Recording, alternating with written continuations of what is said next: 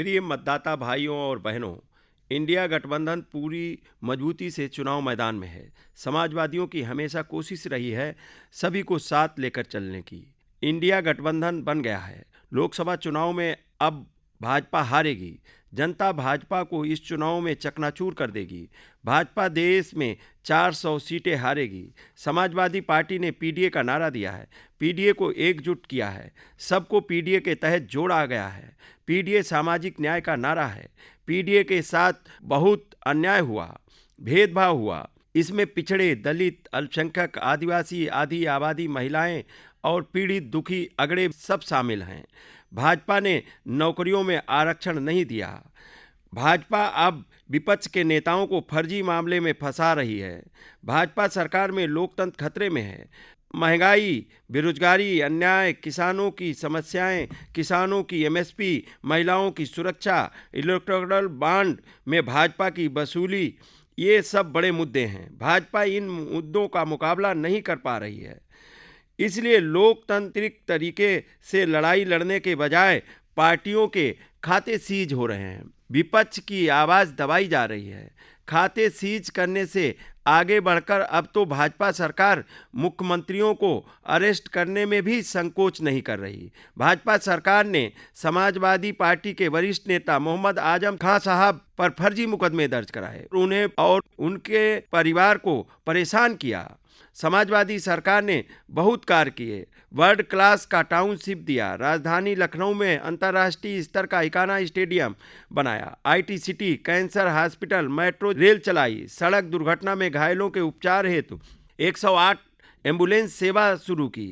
Gomti river front बनाया। 55 लाख गरीब महिलाओं को समाजवादी पेंशन दी। कन्या विद्याधन, 18 लाख से ज़्यादा लैपटॉप वितरण किए।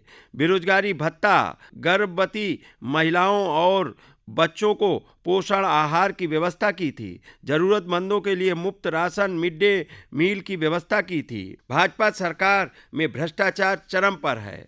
भाजपा ने नौजवानों को धोखा दिया। उनकी नीयत नौकरी देने की नहीं है। नौकरी के लिए भर्ती निकालकर पेपर लीक करा दिया जाता है। यूपी में भर्ती का हर पेपर लीक हो जाता है।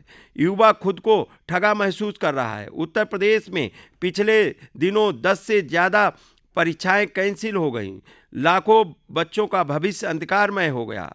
आरक्षण में सरकार ने घपलेबाजी की। भाजपा ने नौजवानों की नौकरी छीनी है। इलेक्टोरल बॉन्ड के नाम पर भाजपा सरकार में बहुत बड़े पैमाने पर भ्रष्टाचार हुआ है। इलेक्टोरल बॉन्ड के मामले में भाजपा के पास कोई जवाब नहीं है। यह चंदा नहीं वसूली है। भाजपा जनता के मुद्दों से भाग रही है। महंगाई, बेरोजगारी, अन्याय चरम सीमा पर है।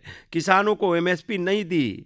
10 साल की भाजपा सरकार में लगभग 1 लाख से ज़्यादा किसानों ने आत्महत्या कर ली। इस सरकार ने पूंजीपतियों का लगभग 15 लाख करोड़ रुपए का कर्ज माफ़ कर दिया, लेकिन किसानों को एमएसपी का कानून लागू नहीं किया। इस बार किसान, नौजवान, महिलाएं भाजपा को छोड़ेंगी नहीं और हराने का काम करेंगी। समाजवादी पार्टी लोकतंत्र और संविधान को मजबूत करने का कार्य करती है। समाजवादी पार्टी डॉक्टर राम मनोहर लोहिया के सिद्धांतों और विचारों तथा बाबा साहब भीमराव अंबेडकर द्वारा बनाए गए संविधान के रास्ते पर चलकर भारत को और सशक्त तथा मजबूत बनाने का काम करती है। पहले भी समाजवादी पार्टी को सरकार में जब भी मौका मिला उसने अपने नारे मुफ्त सिंचाई, मुफ्त पढ़ाई, मुफ्त दवाई को जमीन पर उतारकर साकार किया। 2024 के लोकसभा चुनाव में पूरे देश में बदलाव की लहर है। बदलाव के इस सफ़र में उत्तर प्रदेश की सबसे अहम भूमिका होने वाली है। उत्तर प्रदेश में इंडिया गठबंधन समाजवादी पार्टी के नेतृत्व में बेहद मजबूत स्थिति में है। इंडिया गठबंधन के पास देश के किसानों, नौजवानों और महिलाओं को उनके भविष्य के सपने को साकार करने के लिए रूपरेखा और दिशा है। इसलिए मतदाता भाइयों और बहनों से अनुरोध है कि मतदान के दिन साइकिल निशान वाला ईवीएम में बटन दबाकर भारी मतों से समाजवादी पार्टी और इंडिया गठबंधन के प्रत्याशियों को विजयी बनाएं।